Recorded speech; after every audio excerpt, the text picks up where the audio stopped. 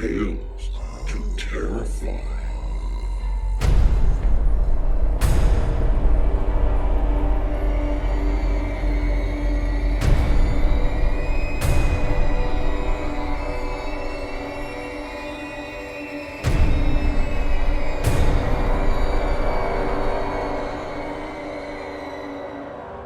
Good evening, children of the night. Welcome to our cabin in the Shenandoah for another week's stories. I did want to mention another scary movie that I happened to see just before we get on to our fiction for the evening. Last week, I talked about a movie from Korea, and today, I'll tell you about another one. Did you happen to see the movie World War Z? It was okay for me, not great, not bad, somewhere in the middle. But there was one thing I particularly liked about the execution of the zombie movie, and that's how much the film's zombies were brutalized. So many scenes of the zombies climbing over each other, pushing against their neighbors with no consideration for them at all, even trampling each other. Sang Ho Yeon's Train to Busan builds on that style of zombies, but puts the camera much closer to the seething mass of zombies boiling forward. Although the film I mentioned last week, The Wailing, I believe, loses a good deal in translation, Train to Busan does not. I feel that it presents its ideas in a very straightforward manner. I'm not sure how hard it is to get your hands on a copy of it, but if you're into Korean cinema or zombies, I'd recommend this one. And watch for the very ending scene. I felt that it was an homage to the original The Night of the Living Dead, but couldn't bring it all the way home, which was just a style choice. I won't say any more, because I don't want to ruin it for anyone. Oh, and speaking of Korean cinema, Busan is the home of the annual Busan International Film Festival, or BIF for short, which is the Cannes of Asia. On to our stories for the evening. First up will be a story from Sara Bickley. Sara Bickley is a student at the University of Montana. Her short fiction has been printed in Cover of Darkness and Tales of the Talisman, and has been podcasted by Pseudopod and Cast of Wonders. And now, Sara Bickley's The Cavern of the Yeth Mai.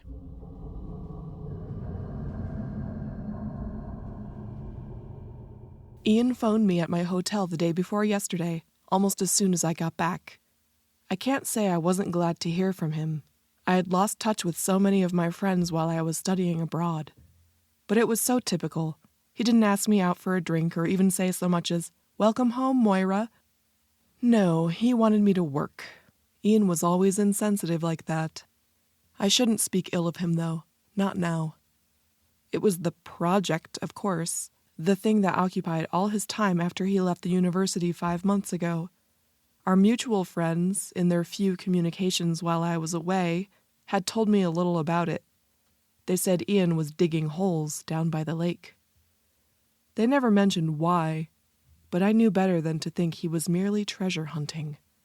It isn't that I understood his religious beliefs or the unorthodox scientific opinions that accompanied them, but I was certain they were the reason for the project. What else could impel Ian, indolent, bookish Ian, to devote himself to physical labor for almost half a year? I decided to go. I felt rootless and restless after being so long away from home, and I was eager to see a familiar face, even Ian's. And even his expectations were vague. It was hard not to respond to the excitement in his voice. Enough of this. I want to record what happened at the lake while I am still able to write. When Ian came to get me, I only recognized him because of his truck, a rattling old Chevy with blistered paint the color of pea soup. He'd had it since high school. Ian himself looked completely different. The slight pudginess of a few months ago had been replaced by a sinewy, underfed look. His fingers had grown bony, making his knuckles look unnaturally wide. His blonde hair was shaggy, his face sunburnt, his eyes sunken and overbright. He smelled faintly of sweat. He was just as maddeningly taciturn as ever, though. He muttered hello as I got into the pickup and didn't say another word until we stopped, about a half hour later, outside the woods near the lake.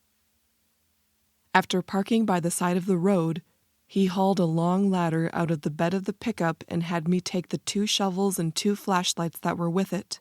I couldn't see why we needed flashlights. It was scarcely 10 in the morning, and the sky was cloudless. I followed Ian through the narrow bands of woods to an expanse of barren ground on the east shore of the lake. The area was pocked with unfinished diggings that ranged from single upturned spadefuls to squared-off excavations that looked like shallow graves. The earth was bare, black, and spongy textured, though it did not seem moist. "I've wasted a lot of time here," said Ian, "picking places at random, but I just went over the calculations again. There was a passage in one of those texts that I hadn't realized was relevant." It irritated me, the way he acted as though I should know what he was talking about. "So this time, there's actually a good chance I've got the right place. If we go down a few feet, shouldn't be more than 4 or 5, and it might be less, and don't hit anything, it's a bust. I'll buy you dinner, and we can try again another day.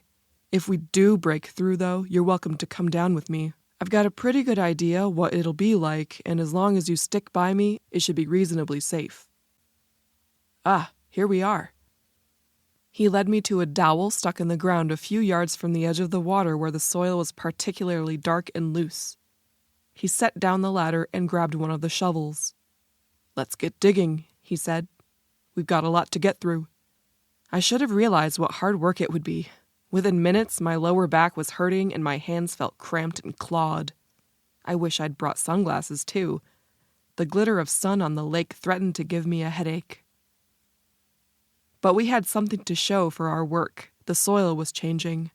A few inches below the surface, its color faded from off-black to chocolate brown, and it seemed to be growing lighter still. Our digging soon revealed a stratified earth-tone rainbow. The brown shaded into burnt orange, the burnt orange into mustard yellow, the yellow into beige, and at the lowest point, 3 feet down, was a spot of chalky white. Ian had been growing increasingly excited, almost frantic, as the work progressed, but when he saw the white soil, he became completely still. "Give me your shovel," he said slowly. "It's heavier." I handed it across, wincing as the wooden handle scraped against a broken blister on my right hand. Ian motioned me to stand back, then knelt by the hole. He heaved the shovel over his head and plunged the blade into the patch of white. It went deep, and when he pulled it up, I saw that our digging opened into a cavity of some sort. Ian beckoned me, and together we knocked the hole wider, sending particles of crumbling white soil sifting into the space below. The ladder was, I think, 15 feet, and it almost wasn't long enough. It didn't even come to ground level, but stopped halfway up the side of the pit. Ian switched on his flashlight and jammed the handle into his jeans pocket. I did the same and followed him down the ladder. Passing through the thin layer of white soil, I felt an odd pressure on my body, as though I were squeezing into a very narrow space, though the hole was wide enough to pass through easily. The pressure ceased as my head cleared the opening and I completely entered the cavernous space. The warm, still air smelled slightly of alcohol. The ceiling was high. Horizontally, the cavern extended indefinitely in every direction. Something occurred to me. "Ian?" "Yes?" "When we started down the ladder, the lake was to our right, wasn't it?" "Yes." "After we got down, we turned around. The lake should be on our left, but there's a space there. Where exactly are we in relation to the lake?" "We're nowhere near it." Ian turned left and started walking.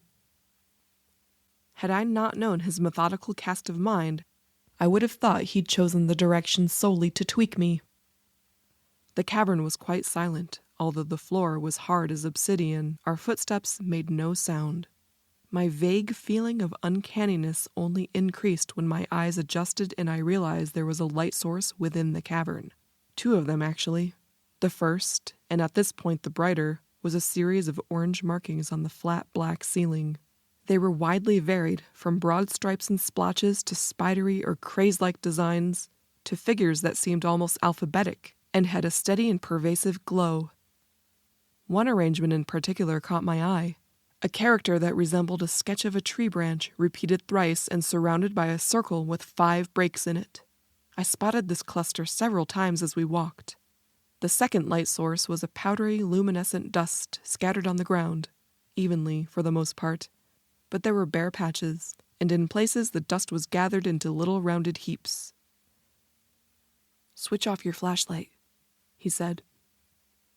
In the near darkness, the glow of the dust was much more noticeable. It had a distinct color, too, which I could not place. I found myself mentally checking it against the whole spectrum, but without a match.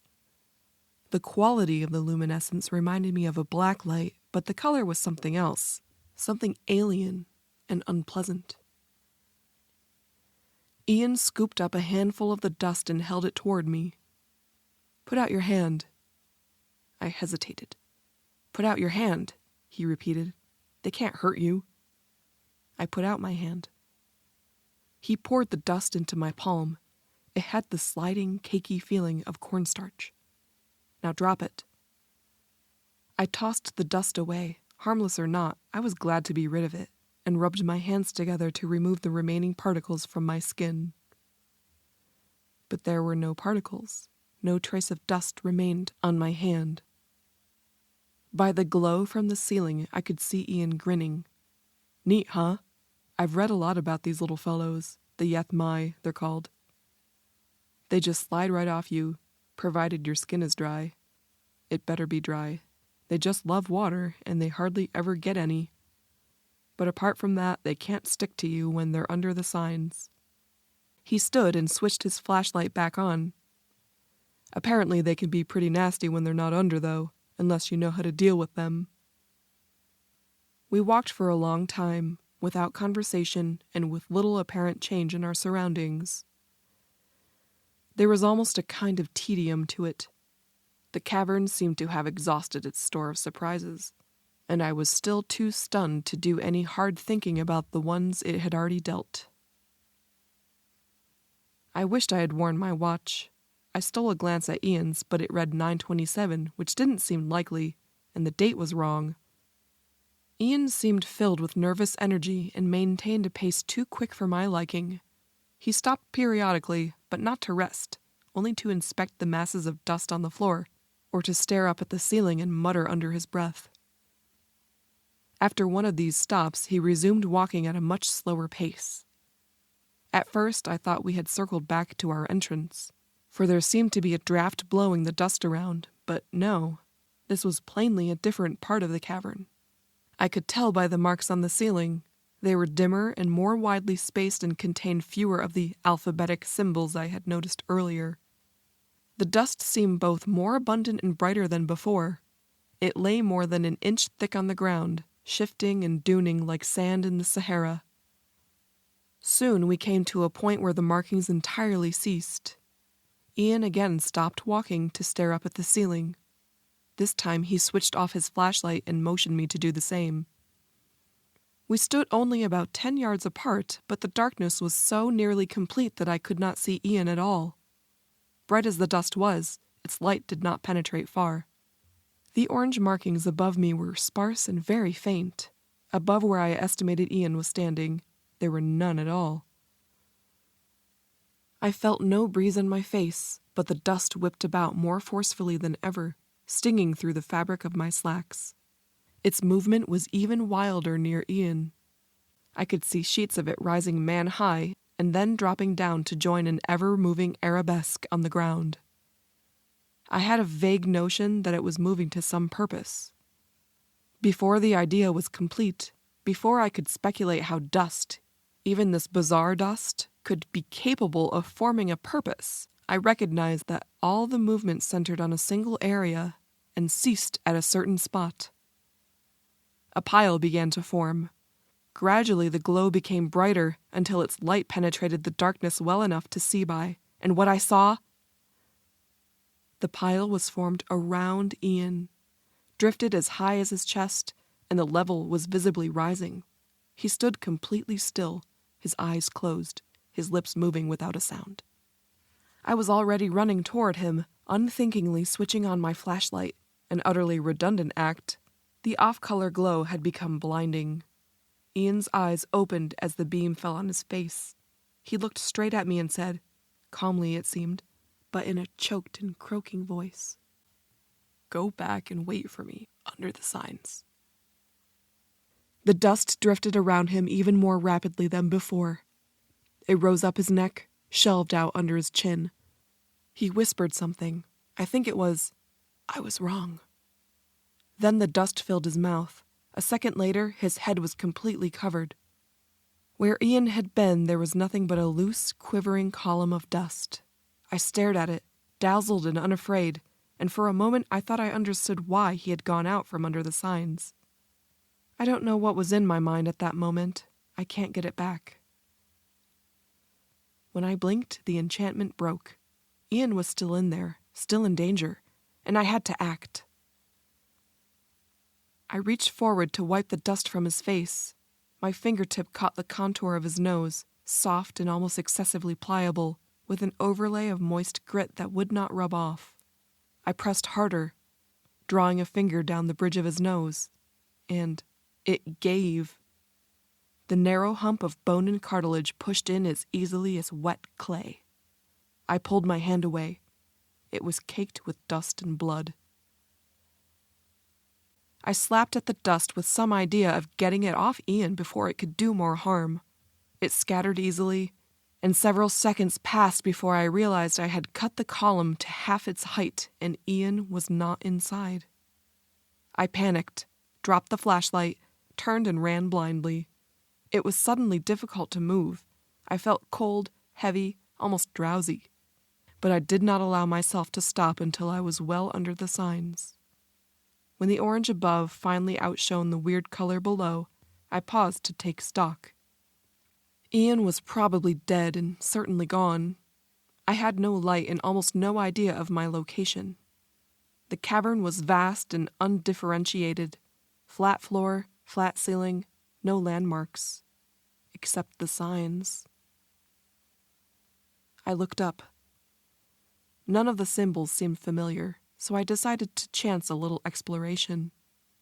I turned left and walked 10 paces, looked at the ceiling, recognized nothing. Another 10 paces, still nothing. I counted back to my original position and repeated the process in the other direction. At 10 paces, I still recognized nothing, but at 20...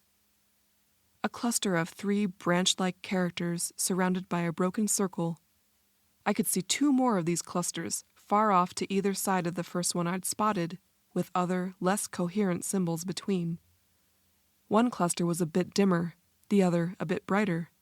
I moved to stand under the brighter one. There was yet another, almost imperceptibly brighter, farther one. They seemed to be laid out in a line. I quickened my pace, avoiding the heaps of quiescent Yethmai on the ground, continually checking the ceiling to make sure I was still following the signs. I felt like I would never stop walking. My feet burned, my back ached. I developed a crick in my neck. The heavy, chemical atmosphere made my head swim. Many times I wanted to sit down and rest, but I couldn't, not with those little beasts all around. I couldn't tell whether I was making any progress until I became aware of a faint but wholly natural light. There was our ladder, with sunshine streaming down on it. I climbed out and plodded toward the woods, falling once when I stepped into one of Ian's old diggings. I didn't have much trouble finding the truck, and the keys were on the dashboard, thank God. The clock said noon, but I know we were gone longer than that. I drove to Ian's place. I brewed myself a pot of coffee. There's plenty of coffee here, and no food at all, and I've been going through his papers all afternoon. The first thing I found on the desk in the bedroom was a binder full of wide-rule notebook paper covered in Ian's handwriting. Most of the pages are nonsensical sequences of letters, probably a cipher of some kind. I haven't found a key for it. Also in the binder are a few pages of mathematical formulae and calculations, some lists of numbers, and a piece cut from a local map showing the land to the east of the lake. One page, the first, is written in plain English, in round cursive letters 2 lines tall. It reads, "The Yethmai, prisoners of the gods, will make a god of him who frees them." There's nothing else lying about openly. Ian's books are banal, detective novels and a few ordinary textbooks, and his computer is clean. But in a locked drawer, the key, I finally realized, was on the same chain as the truck key. I discovered a thick sheaf of papers, mostly in an alphabet I do not recognize. It may be the same as that of the signs. Some are photocopied. Others are written out in Ian's characteristic heavy strokes. 2 are written in another hand on what appears to be very old parchment. One of these contains a drawing similar to the arrangement of symbols I recognized on the cavern's ceiling. There was a can of pink spray paint in the truck. I've copied the cluster onto Ian's ceilings, once in every room. I don't know if it alone is enough to stop the Yethmai, or if anything can stop them when they've already begun their work. But I have to at least try. I don't want to lose my whole hand. It started in the broken blister, but now my entire right forefinger is swollen and paralyzed. Beneath my skin, I can see the color. My finger glows with it when I switch out the lights, and I think it's spreading to my thumb. So I can't write much more. I'm going out soon. I'm going to drive back to the lake. I'm going to take a knife and cut away all the infected flesh. It will cut easily, I tried. The skin is so taut it splits right open, and there's only soft wetness inside. I'm going to throw it in the cave with Ian's papers and cover the hole over, and pray the Yethmai never get out. If you find this and I'm not back, don't come looking. That was Sara Bickley's The Cavern of the Yethmai, as read by Amanda Perrotte. Amanda Perrotte really enjoys narrating, listening to audiobooks, and reading. She especially loves singing and writing original multilingual, multi-instrumental music under the name First Person Singular. She currently lives in Michigan, where she just released her second album. Link will be in the show notes. Thank you, Amanda. Our second story of the night comes to us from Diane Awerbuck. Diane Awerbuck teaches high school English and history to Cape Town schoolgirls. She knows that someday she will have to go back to Kimberley. Gardening at Night won the 2004 Commonwealth Best First Book Award, Africa and the Caribbean, and was shortlisted for the International Dublin Impact Award. She is also author of a collection of short stories, Cabin Fever, and the novel Home Remedies. In the submission, I did not see that this was the first appearance of the story, but it looks like that it is included in the collection of shorts, Cabin Fever, available on Amazon. So check that one out. And now, Diane Awerbuck's There Is a Light That Never Goes Out.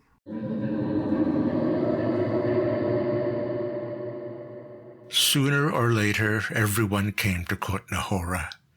In the green fields of the new Czech Republic, the empty factories and castles moldered quietly to themselves. When he looked out from the window of the train, Thomas Haber saw that there were graveyards settled between the whispering farm fields. There was no way to tell where the boneyards ended and the fields began. The crops seeded themselves and sprang from the same earth.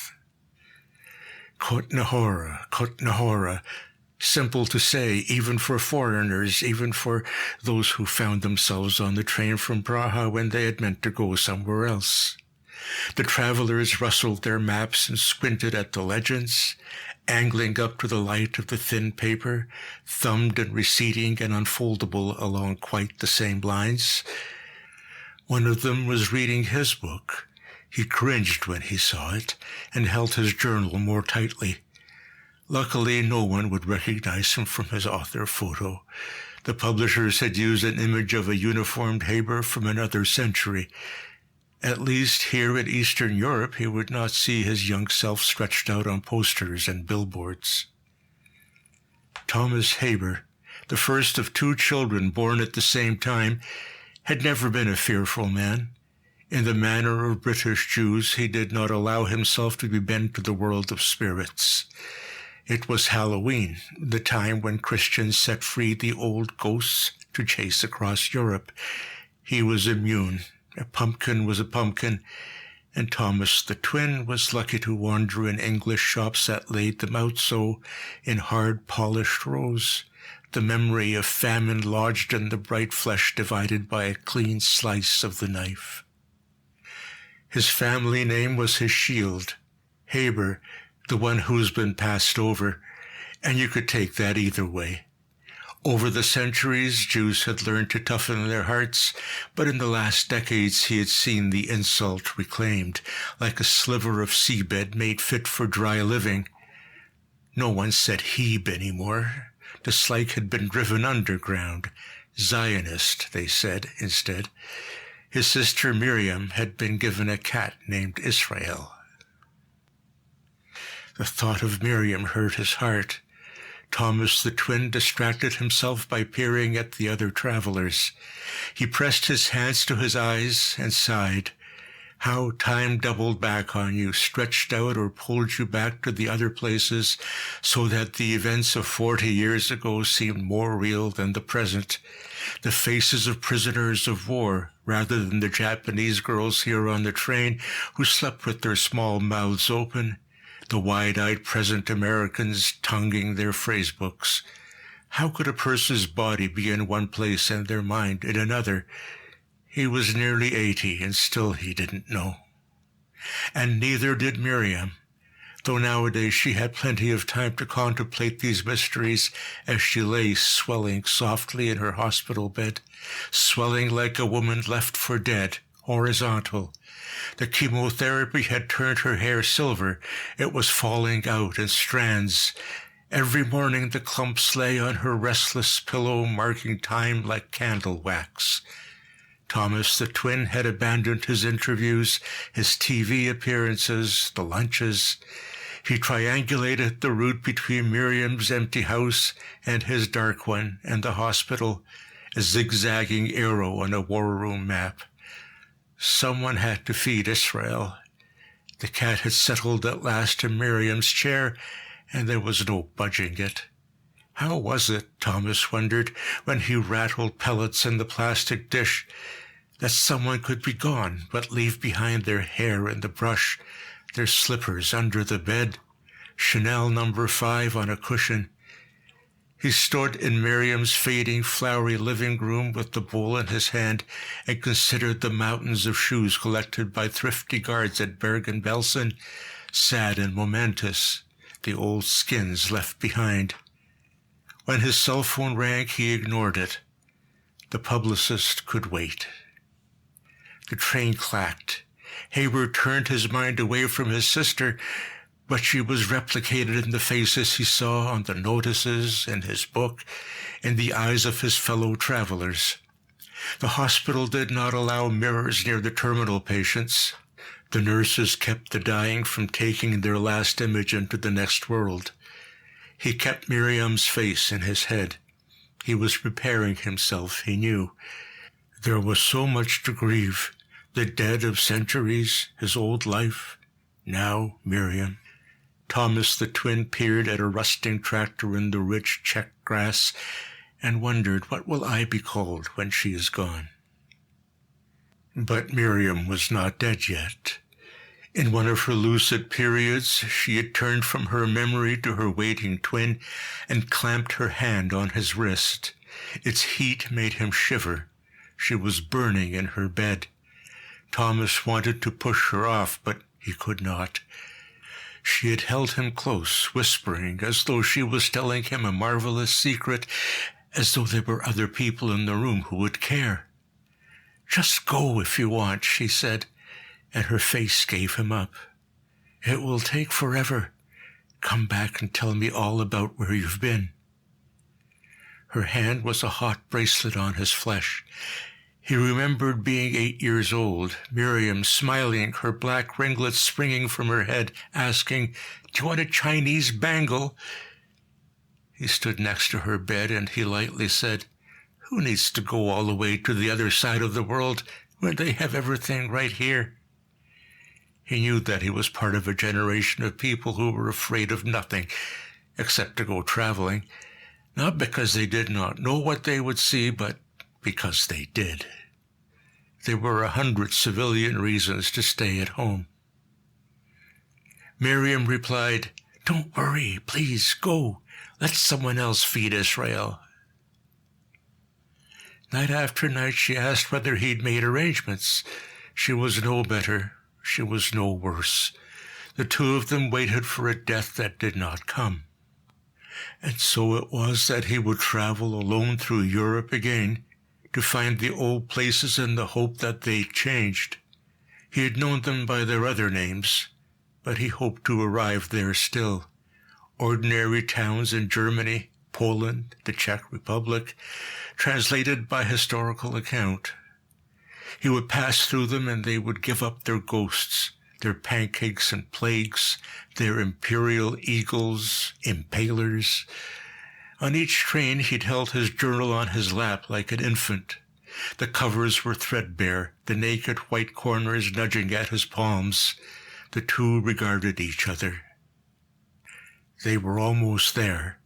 Haber made himself think about his here and now, this tiny mining town that for centuries had had its silver sprung from the resting underworld, its nuggets like teeth, like spectacles. Côte Nahora had been long since stripped. The tiny town was famous now only for its ossuary, the collected bones of 40,000 victims of disease, the medieval people who paid for their proximity. Thomas the twin would pay his respects to their skeletons resting in the bone church. He would look at death without turning away and then go back and describe its appearance to Miriam. The plague, whispered Thomas the twin to himself, the Black Death. The ossuary would have the feel of the charnel house. All of the places people have been slaughtered and dissected in ways both savage and precise. It would murmur the history of scalpel and socket, expose the bony processes of illness and madness and suffering. It was in every cave and every crypt, the last hidey hole of the Maccabees, the cellar and archive and oven, cool with ancient root systems or warm with animal breath, but always, always white, all the way back to the eye sockets. The old soldier sat with one hand pressed against the skin of his face. The optic nerves hummed with memory, and the eyeballs moved, dreaming, under his lids. There are some things in the world that are burned into the retinas, like looking at the sun. Afterwards you're blind to the trivial. All the same, Thomas thought, you must feel your way back to the world of small things. The past is the past. Its story, its horror, must become just one part of your life. He thumbed the disintegrating weave of the journal. When the concentration camps were forced open in 1945, the Allied soldiers saw simple skeletons that fell as they turned to their liberators. The soldiers, weeping, gave new soap to the inmates. The women crouched jealously over the bars, washing themselves among the remains of the children that floated near them in the water. The soldiers gave half-loaves to the men, who still ate worms as they clutched the bread because they had had to eat worms to live and now could not tell the difference. Lieutenant Colonel Thomas Adam Haber, DSO, had given his men orders to marshal the German prisoners of war so that they could begin the cleanup. He saw that the real work needed was the digging of mass graves, and the Germans were the only ones strong enough to wield spades. The soldiers were still there because they were unsure of where to go. Who among the civilians would take them in? Their officers had fled, leaving orders to destroy everything. The abandoned ones stoked up the ovens like gingerbread witches. They burned whatever they found, and they burned it as fast as they could. Haber ordered the supplanted German soldiers to dig more graves, more and more, an impossible number of holes in the ground. Their spades tore through the hard-packed soil like rents in the clothing of mourners. The Gentile mayors and the councilmen of the surrounding towns and a few daring citizens were shepherded, twittering, through the gates to the camp. The civilians were there as gatekeepers, as witnesses. Initially, a few flashbulbs popped, louder than guns in the camp where it was true that no birds sang. Under the sky, the cameras fell silent, and a woman in her smart pre-war fashion fainted away, her red mouth slack with shock, strain unlacing her manners. What did I do then, thought Haber, when I was faced with the horror of the massed dead? I did what we all did. I defended myself with ink and pen, mightier than the swords that disintegrated into ashes. Thousands of soldiers, men and women, did. They wrote and wrote in the evenings after they were given permission to take off the boots that had tramped through the remains of people. They kept walking during the day, and in the night they kept writing the cosmos back, squeezing it between the lines, saying that the past was the past, and this would be just one part of their long and varied lives. Haber himself had given his orders, and then he'd crept away out of the sight of his men and the Germans and the prying, fainting townsfolk. He had found pen and paper, which were also materials of war, and then he had written until his hand cramped. He had tried to continue with the other one, but his writing was staggering and slow. He was forced to stop, though his amazement and astonishment of heart continued to reel on the clean ceilings of far-removed rooms down the years. Afterwards, Haber began to think that record-keeping was less than angelic. It had begun as the opposite of the Holocaust, that arson and scattering which was intended to wipe out love, and instead lit the true flame in the altar lamp of memory. But then in old age his journal had been suddenly published, to personal discomfort and public acclaim. In America especially, the intersection of curiosity and collectability made Haber famous. His publishers papered his old army photo on tube station walls. He looked out at himself wherever he was. Haber occupied podiums at launches, wordless when it came to the moment of testimony. His tweed jacket scratched. He was caught between the guilt of describing extinction and repaying the debt of survival. The remains are still there, thought Thomas the twin, where he sat safely on the train as it jogged interminably towards Kotnahora. The bones had been laid under the earth, the loss and jumble of them, femur and funny bone, new families knitted together in the underworld. He had seen it done. Now, with every place he revisited, the knowledge grew. There were no answers. He was afraid that if he dug the bones up, the eye sockets would be empty. The dead did not speak except to say, "We were here, but now we are not. You who are living, remember us." Haber had kept one thing back, subtracted it from the version in print, though it muttered between the covers of the original account. He could not share it with an audience, not even his sister, and he never read it again. After the war, when the aid bales began to come in with the arrival of the British Red Cross, one in particular seemed to be misdirected.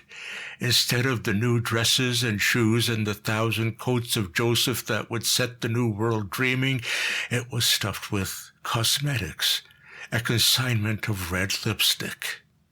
Red as the ripe checked cherries that made kirsch all through the war. Red as the bloodline of the one guilty grandparent that flagged internees for the camps, red as the dead women against the walls inside. They fell on it, those hungry Jews, though they knew it was not for eating. The internees smeared their faces scarlet to set themselves apart from the identical skulls of their fellows. They believed that the angel of death had passed over.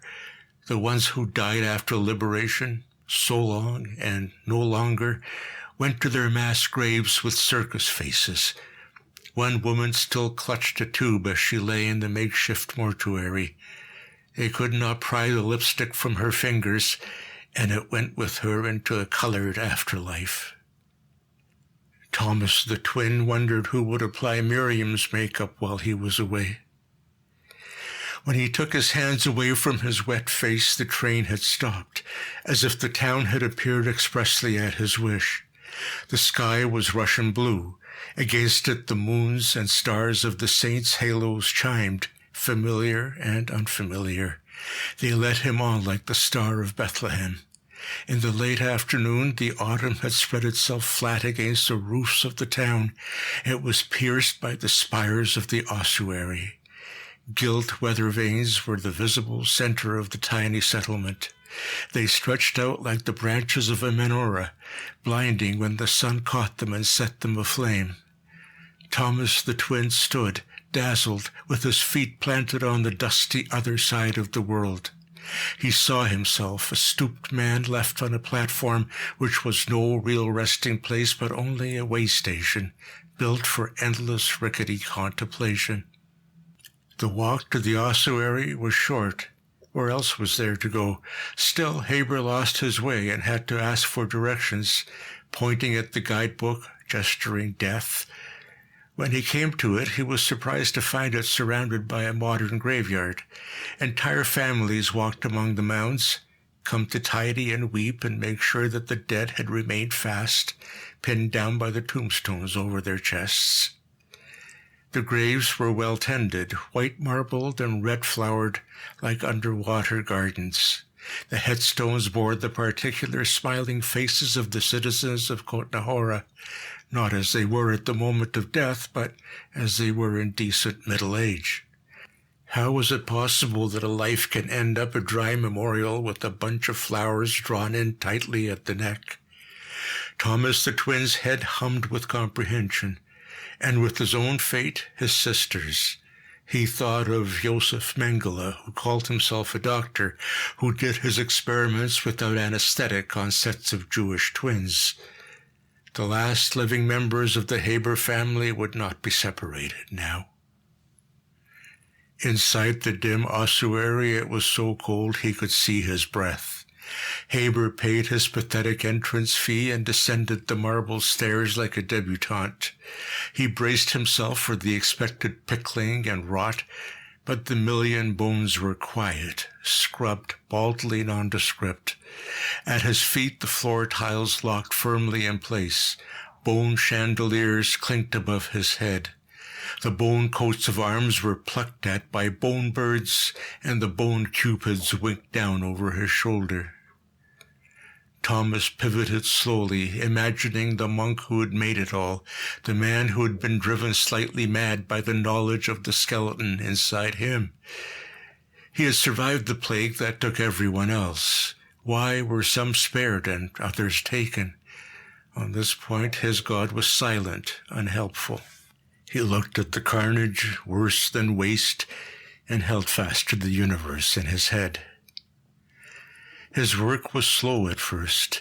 He boiled down the bones in the monastery kitchens until they lost their smell of humanity.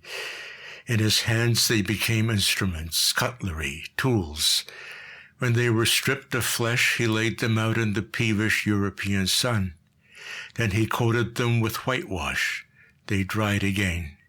He fashioned the bones into pyramids and crown jewels and chains. His determination linked the wonders of the world back together. As he worked, the ready bones knocked hollow on the tiles of the monastery workshop, applauding his work. Their faint humming buzzed in Thomas the twin's old ears. The sound was everywhere, but no one else in the ossuary heard it. He swiveled his head around, up to the guardian angels sweeping across the ceiling. They say that the traveling temple, the Ark of the Covenant, was heralded by angels, the traces of women lost in the Old Testament, the ones who remember and protect. Shamash, the ancient Semitic god that through the ages meant attendant, caretaker, custodian, and then finally, synagogue janitor. "Here I am," said Thomas the twin. "I have tried to be all these things. I am listening." He craned his neck further towards the angels. The short sinews whined at the base of his skull. The cupids hovered and hummed. He saw their wings shivering with the cold. The bony circles of their heads multiplied, were fleshed out, and among them he recognized another face. It shimmered down at him with its hair of silver and cheeks of gold.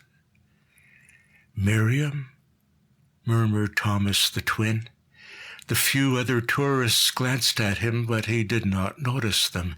He was smiling up into the features of his sister. He saw the light surging around her head. It blazed out into 7 pillars of flame.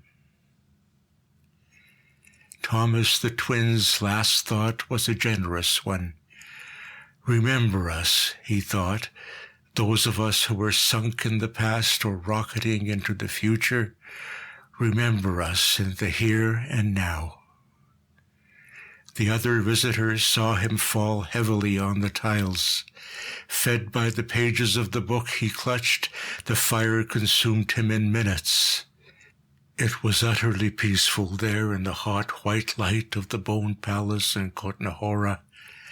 The wishes from the old lives laid aside in the ashes, and the fears given over to burning. In the hospital bed, Miriam Haber's face relaxed on the pillow, her fingers unclenched. A handful of cindery confetti sifted down on the sheet, where the next morning it would puzzle the nurses. That was Diane Awerbuck's There Is a Light That Never Goes Out, as read by Martin Rato. In a variegated working life, Martin has been a parent, a technical writer, and software developer, a teacher of creative writing, computer science, and business communication, symphony musician, and audiobook narrator. He has published short fiction and 2 collections of his poetry. Thank you, Martin. That will be our show for the evening, Children of the Night. Our show is produced by our editors, Philip Oldham and Scott Silk, and theme music by David Rakelin. Join us again next week for another episode of Tales to Terrify.